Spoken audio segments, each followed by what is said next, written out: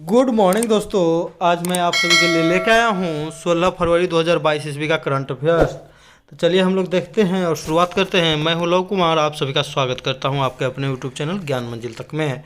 तो आज का पहला क्वेश्चन देखिएगा दोस्तों, बहुत ही इंपॉर्टेंट क्वेश्चन है कि फरवरी 2022 में किसे table tennis federation of India के कार्यों के निर्वहन के लिए प्रशासकों की समिति का अध्यक्ष नियुक्त किया गया है। तो दोस्तों इसकी बात करते हैं कि table tennis federation of India के लिए प्रशासकों की समिति का अध्यक्ष नियुक्त किया गया है। तो इसमें जो है दिल्ली हाई कोर्ट जो है इसमें फैसला सुनाया है, क्योंकि मनिका बत्रा ने सवाल उठाया था, याद रखिएगा। टेबल टेनिस की सबसे बड़ी भारत की खिलाड़ी है मनिका बत्रा, तो उसने सवाल उठाया था। उसके बाद दिल्ली हाई कोर्ट ने इस पर आदेश दिया है। और उसका जो समिति का अध्यक्ष किसे नियुक्त किया है दोस्तों, तो याद रखिएगा गीता मित्तल। अगर अलका मित्तल की बात करें दोस्तों, तो इन्हें हाल ही में ओएनजीसी की प्रथम महिला अध्यक्ष बनी है, ये भी याद रखिएगा। ओएनजीसी के प्रथम महिला अध्यक्ष कौन है, तो हम बता दिए अलका मित्तल। मनिका बत्रा जो है टेबल टेनिस की भारतीय खिलाड़ी है। इन्हें 2020 में जो है राजीव गांधी खेल रत्न पुरस्कार दिया गया था, जिसका अब नाम बदलकर क्या कर दिया गया, तो मेजर ध्यानचंद खेल रत्न पुरस्कार। आईएमएफ की पहली महिला डिप्टी मैनेजिंग डायरेक्टर कौन है दोस्तों, तो गीता गोपीनाथ, याद रखिएगा। एमएस स्वामीनाथन, गीता गोपीनाथ। आईएमएफ का मुख्यालय जो है वाशिंगटन डीसी में है। वर्तमान में इसमें 190 सदस्य देश है। 190वां सदस्य देश कौन है दोस्तों, अंडोरा। तो 190 लिखेंगे दोस्तों तो सबसे लास्ट में जीरो आ रहा है, यानी अंडा आ रहा है, तो अंडोरा, याद रखिएगा। आईएमएफ की मुद्रा क्या कहलाती है दोस्तों, तो एसडीआर कहलाती है, याद रखिएगा। भाबीना बेन पटेल का सबवर्ग टेबल टेनिस से, जिन्होंने टोक्यो पैरा ओलंपिक में भारत के लिए पहला पदक जीता था। कौन सा पलवर दोस्तों, पदक तो सिल्वर, याद रखिएगा, तो भाबीना बेन पटेल। जबकि प्रथम महिला जिसने पैरा ओलंपिक में स्वर्ण पदक जीता, उनका क्या नाम है दोस्तों, तो अवनी लखेरा, याद रखिएगा, अवनी लखेरा। इस किस में जीती दोस्तों, तो शूटिंग में। मेजर ध्यानचंद खेल रत्न पुरस्कार में 12 खिलाड़ियों को दिया गया है 2021 में, याद रखिएगा दोस्तों। 25 लाख रुपया दिया जाए। जो भी ओलंपिक में, जैसे नॉर्मल ओलंपिक हुआ था, उसमें जिसने पदक जीता है उसको दिया गया दोस्तों, बशर्ते कि मीराबाई चानू और पीवी सिंधु को पहले ही खेल रत्न पुरस्कार मिल गया था, तो दोनों छोड़ के, यानी कि 7 को मिला था, तो 5 को उसमें से हो गए।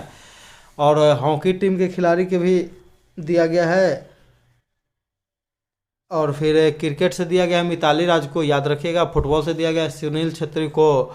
और जिन्होंने भी गोल्ड मेडल, 5 ठो गोल्ड मेडल जीते थे दोस्तों, याद रखिएगा, 5 ठो गोल्ड मेडल जीते थे। कौन कौन, तो पैरा ओलंपिक में 5 ठो गोल्ड मेडल जीते थे कौन, प्रमोद भगत, कृष्णा नागर, अवनी लखेरा, इस सबको भी दिया गया है मेजर खेलचंद ध्यानचंद पुरस्कार।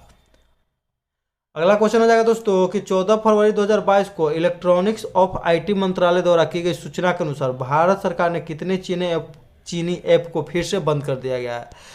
तो भारत सरकार ने फिर से 54 चीनी ऐप पर बैन लगा दिया है, याद रखिएगा। 54 जो चाइना का ऐप है उस पर बैन लगा दिया है, याद रखिएगा, निजता के अधिकार के कारण। आईटी एक्ट 2000 की धारा 69 के ए के तहत भारत की संपूर्णता पर खतरा बताकर इस पर बंद लगाया गया, जिसमें Alibaba app, beauty camera with selfie भी ऐप, जिसमें सब लोग सेल्फी खींचते थे ब्यूटी कैमरा में। 4 धाम परियोजना पर सुप्रीम कोर्ट के पैनल के अध्यक्ष रवि चोपड़ा ने दिया इस्तीफा, याद रखेगा। केदारनाथ, बद्रीनाथ, गंगोत्री और यमुनोत्री से संबंधित है 4 धाम परियोजना, जो कि उत्तराखंड राज्य का है दोस्तों।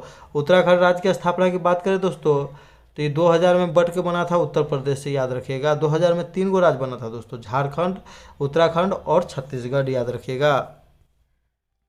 अगला क्वेश्चन हो जाएगा दोस्तों कि 11 फरवरी 2022 को किस राज्य सरकार ने कैंसर की रोकथाम के लिए होप एक्सप्रेस शुरू करने की घोषणा की है। तो बहुत ही इंपॉर्टेंट क्वेश्चन है दोस्तों, होप एक्सप्रेस शुरू करने की घोषणा की है दोस्तों, तो याद रखिएगा। तो एच फॉर होप है, एच फॉर होप हो गया महाराष्ट्र, याद रखिएगा। आया ना दोस्तों, म के बाद ह आया, तो ह तो एच, यानी कि महाराष्ट्र ने शुरू किया है दोस्तों, याद रखिएगा, होप एक्सप्रेस। क्योंकि कैंसर जान जाने के बाद तो आदमी आधा ही ऐसे ही प्राण त्याग देता था कि नहीं बचेंगे, लेकिन होप एक्सप्रेस इसी के लिए चालू किया गया है। महाराष्ट्र के कोल्हापुर में होप एक्सप्रेस का शुरू किया गया है। देश की पहली 3D रेडिएशन मशीन स्थापित भी यहीं पर किया गया है, कोल्हापुर में, याद रखिएगा। बहुत इंपॉर्टेंट क्वेश्चन है, देश की पहली 3D रेडिएशन मशीन। 4 फरवरी को कैंसर दिवस मनाया जाता है, जो बिहार दरोगा का इस बार एग्जाम हुआ था, उसमें पीटी में पूछा गया था। भारत की पहली किसान रेल देवलाली से दानापुर चला था 7 अगस्त 2020 को।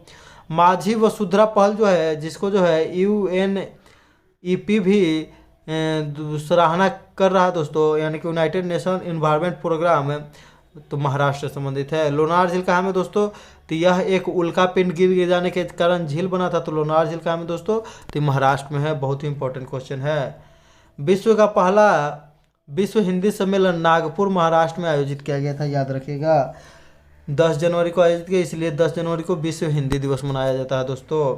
अगला क्वेश्चन हो जाएगा कि निम्नलिखित में से कौन सा राज्य सरकार कौशल और उद्यमिता विकास विश्वविद्यालय बनाने की योजना बना रही है, तो ये बहुत ही इंपॉर्टेंट क्वेश्चन है दोस्तों। कौशल और उद्यमिता विकास विश्वविद्यालय, तो क से कौशल और क से याद रखिएगा, कौशल वाला तो क से हो जाएगा कर्नाटक दोस्तों, याद रखिएगा, लेटर ट्रिक मिल जाएगी। क से कौशल और क से कर्नाटक है। कर्नाटक की राजधानी की बात करें दोस्तों तो कहाँ है, कल्याण कर्नाटक क्षेत्र में, याद रखिएगा।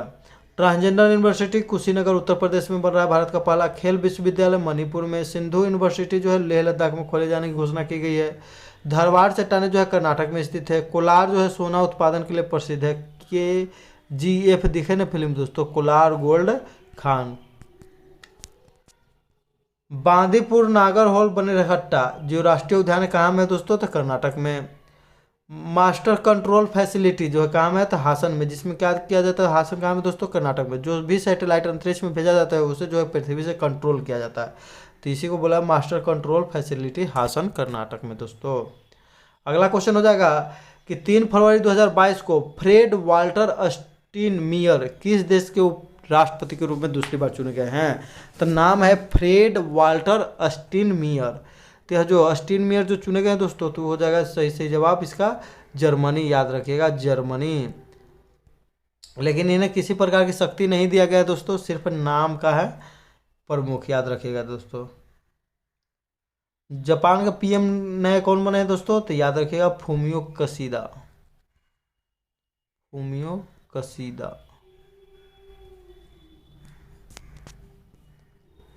जर्मनी के नए चांसलर ओलाफ सोल जो है दोस्तों, इनसे पहले थी एंजेला मार्केल थी 15-16 साल से, उसके बाद ओलाफ सोल बने हैं। विश्व का काला प्रदेश रूर पर क्षेत्र कहा जाता है, कोयले के लिए जो प्रसिद्ध है, याद रखिएगा दोस्तों। भारत का काला प्रदेश दामोदर नदी घाटी को कहा जाता है। COP1 का आयोजन बर्लिन जर्मनी में किया गया था, जबकि हाल ही में 2021 में जो है COP26 का आयोजन, COP26 का आयोजन कहाँ में किया गया दोस्तों, तो ग्लासगो स्कॉटलैंड में। और COP27 कहाँ होगा दोस्तों, तो COP27 का आयोजन हो जाएगा 2022 में COP27 का आयोजन कहाँ होगा, तो मिस्र में। COP28 का UAE में। अगला क्वेश्चन हो जाएगा दोस्तों कि दक्षिण प्रशांत में चीन के मजबूती होते प्रभाव को कम करने के लिए फरवरी 2022 में अमेरिका ने किस द्वीप में दूतावास खोलने का ऐलान किया, तो जो है चीन के प्रभाव को दक्षिण प्रशांत महासागर में कम करने के लिए जो है अमेरिका कहाँ में दूतावास खोलने की घोषणा किया है दोस्तों, तो याद रखेगा सोलोमन द्वीप, याद रखेगा दोस्तों सोलोमन द्वीप। सोलोमन द्वीप जो है पापुआ न्यू गिनी के पूर्व में स्थित है। पापुआ न्यू गिनी की राजधानी होनेरिया है। एशिया की सबसे लंबी नदी यांगटी सिकियांग है, जो कि चीन में बहती है। संघाई शहर इसके किनारे स्थित है, याद रखिएगा। 3 जॉर्ज बांध इसी पर स्थित है। येलो स्टोन पार्क जो है अमेरिका में है। चीन का शोक नदी हांगहो नदी को कहते हैं, या पीली नदी के नाम से भी जानते हैं चीन को। अगला क्वेश्चन हो जाएगा दोस्तों कि 13 फरवरी 2022 को कृषि और प्रसंस्कृत खाद्य उत्पाद निर्यात विकास प्राधिकरण अपेडा ने अपना 36वां स्थापना दिवस मनाया है। इसका मुख्यालय कहाँ दोस्तों, तो इसकी मुख्यालय की बात करें दोस्तों तो इसका मुख्यालय हो जाएगा नई दिल्ली, याद रखिएगा। अपेडा का मुख्यालय कहाँ हो जाएगा दोस्तों, तो नई दिल्ली। कृषि प्रसंस्कृत खाद्य उत्पादन निर्माण विकास प्राधिकरण। अपेडा की स्थापना 1985 ईस्वी के एक्ट के तहत जो कृषि निर्यात को बढ़ावा देने के लिए किया गया था।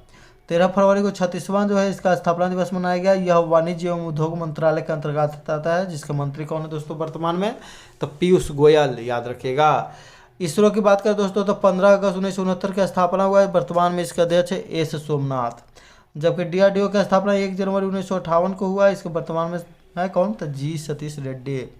SEBI security exchange board of India 1988 में स्थापना हुआ, जबकि 1992 में इसे कानूनी रूप से मान्यता मिला। नबार्ड 12 जुलाई 1982 को, जिसके अध्यक्ष है गोविंद चिंतालू। नबार्ड द्वारा हाल ही में जीवा कार्यक्रम शुरू किया गया है, पर्यावरण के अनुकूल के खेती करने के लिए। इसमें 11 राज्य को शामिल किया गया दोस्तों, याद रखिएगा। भारत का पहला जो है जैविक खेती कहाँ पर हो रहा है दोस्तों, तो सिक्किम, याद रखिएगा। अगला क्वेश्चन हो जाएगा कि 29 मई से 4 जून 2022 तक मुंबई अंतर्राष्ट्रीय फिल्म महोत्सव का कौन सा संस्करण आयोजित किया जा रहा है। तो ये मुंबई फिल्म महोत्सव का जो है केवां संस्करण आयोजित किया जा रहा है दोस्तों, तो इसका सही जवाब हो जाएगा 17वां, याद रखिएगा 17वां, जो कि दक्षिण एशिया का सबसे बड़ा फिल्म महोत्सव है। आज़ादी का अमृत महोत्सव भी मनाया जा रहा है क्योंकि 75वां स्वतंत्रता दिवस मनाया गया है। 2022 में ऑस्कर फिल्म में भारत की तरफ से कौन से ऑफिशियल एंट्री मिले किस फिल्म को, तो कुंजागल है, याद रखिएगा। इसके निर्देशक कौन है दोस्तों, तो विनोद राज। 2021 में ऑस्कर अवार्ड जीतने वाली बेस्ट फिल्म थी नोमैनलैंड। क्लोज हंग जो है इसकी निर्देशक थी। Indian film personality of the year Prasoon Joshi और हेमा मालिनी दिए जाने की घोषणा किया गया है। लता मंगेशकर को भारत रत्न 2001 में दिया गया है, जिनका हाल ही में निधन हो गया है। मंगेशकर अकादमी की स्थापना, जो लता मंगेशकर अकादमी की स्थापना और लता मंगेशकर पुरस्कार की घोषणा किसने किया है, तो मध्य प्रदेश की सरकार ने किया है। इंदौर में बनेगा अकादमी। अगला क्वेश्चन हो जाएगा दोस्तों कि 13 फरवरी 2022 को केंद्र सरकार ने पुलिस बलों का आधुनिकीकरण योजना कब तक जारी रखने की मंजूरी दी है। तो इसको दोस्तों बहुत दिनों से चल रहा है, लेकिन इसे 5 साल के लिए बढ़ा दिया गया है, यानी कि 2025 से 26 तक जारी रखने की घोषणा की है। पुलिस बलों के आधुनिकीकरण योजना की शुरुआत 1969-70 में शुरू किया गया था। इसे 5 साल और बढ़ा दिया गया 2025-26 तक। असम राइफल्स का मुख्यालय जो है शिलोंग में है दोस्तों। असम राइफल को पूर्वोत्तर का प्रहरी भी कहते हैं, याद रखिएगा। कुछ महत्वपूर्ण प्रश्न दोस्तों एग्जाम की दृष्टि से कि पारिस्थितिकी खतरों के लिए सबसे संवेदनशील देश किसे घोषित किया है, बांग्लादेश। अक्षय ऊर्जा देश आकर्षण सूचकांक में प्रथम स्थान पर कौन रहा, अमेरिका। तीसरे स्थान पर भारत। विश्व का सबसे बड़ा बिटकॉइन खनन केंद्र, अमेरिका। हाल ही में अल सल्वाडोर देश ने बिटकॉइन को आधिकारिक मुद्रा से समाप्त करने की घोषणा की। प्रथम देश था जिसने आधिकारिक रूप से बनाया था बिटकॉइन को। संयुक्त राष्ट्र जैव विविधता शिखर सम्मेलन 2021 का आयोजन चीन कुनमिंग में किया गया। सुपर कोरोना वॉरियर पुरस्कार से BS येदियुरप्पा को सम्मानित किया गया, याद रखिएगा। सुपर कोरोना वॉरियर पुरस्कार 2021 ग्लोबल टीवी रिपोर्ट के अनुसार टीबी उन्मूलन में सबसे ज़्यादा प्रभावित देश कौन है दोस्तों, तो भारत। नासा ने हाल ही में लूसी मिशन लॉन्च किया है। कौन सा मिशन दोस्तों, तो लूसी मिशन, याद रखिएगा, जो बृहस्पति के ट्रोजन क्षुद्र ग्रह का अध्ययन करेगा। मध्य प्रदेश सरकार ने मुख्यमंत्री राशन आपके द्वारा योजना की शुरुआत की है, मध्य प्रदेश सरकार ने। लाल बहादुर शास्त्री पुरस्कार से रणदीप गुलेरिया को सम्मानित किया गया है। तो ये सब महत्वपूर्ण क्वेश्चन थे दोस्तों। पिछला वीडियो में क्वेश्चन पूछा गया था कि भारत का पहला जो है मेट्रो स्टेशन का क्या नाम होगा, चाहे कहाँ में बनेगा, तो उसका सही जवाब है सूरत है, गुजरात में दोस्तों। तो सही जवाब देने वाले लोग हैं अमित चंद्र विद्यार्थी, अमित दुबे, अमृता कुमारी, KIT 2007, नीतीश रंजन, सुनीता देवी, पृथ्वीराज और रोमांटिक सॉन्ग स्टेटस, याद रखिएगा। तो ये सब लोग, इन लोगों ने सही जवाब दिया है। इन लोगों को मेरी तरफ से ढेरों सारी शुभकामनाएं। आज का क्वेश्चन रहेगा दोस्तों, क्वेश्चन ऑफ द डे यह रहेगा कि किस राज्य सरकार ने कौशल और उद्यमिता विकास विश्वविद्यालय बनाने की घोषणा की है। आप लोग यदि वीडियो अच्छा से देखे रहते दोस्तों तो ज़रूर बता देते। तो इसलिए आप लोग कमेंट करके जितना ज़्यादा से ज़्यादा हो सके जवाब दीजिए। वीडियो पर नए हैं तो चैनल को सब्सक्राइब करें, शेयर करें, लाइक करें। थैंक यू दोस्तों, धन्यवाद। जय हिंद, जय भारत, वंदे मातरम दोस्तों।